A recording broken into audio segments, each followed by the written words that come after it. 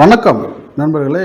Kung fu கலை குறித்த சில ரகசியங்களை உங்களோடு பகிர்ந்து கொள்வதில் மிக்க மகிழ்ச்சி அடைகிறேன். நான் உங்கள் சிஜோ சரவணன், மாநில தலைவர், தமிழ்நாடு குங்ஃபு சங்கம்.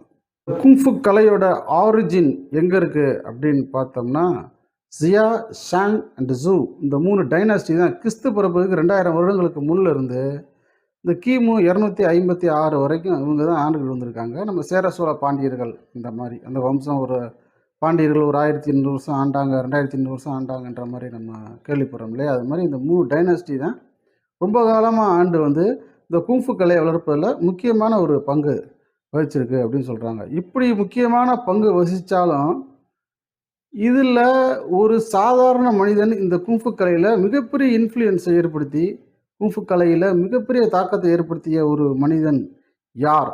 ஆசிய கண்டம் பூராமே ஒரு மிகப்பெரிய மாற்றத்தை அவர் ஏற்படுத்தியிருக்காரு. அந்த மனிதன் யார்?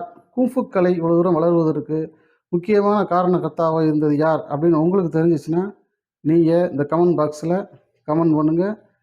இந்த வீடியோ உங்களுக்கு பிடிச்சிருந்துச்சுன்னா ஷேர் பண்ணுங்கள், சப்ஸ்கிரைப் பண்ணுங்கள். குங்ஃபு கலை பற்றி உங்களுடைய நண்பர்களுக்கு எடுத்து சொல்லுங்கள். குங்ஃபு கலை வளர்ச்சிக்கு நீங்களும் ஒரு உதவியாக இருங்க. நன்றி, வணக்கம்.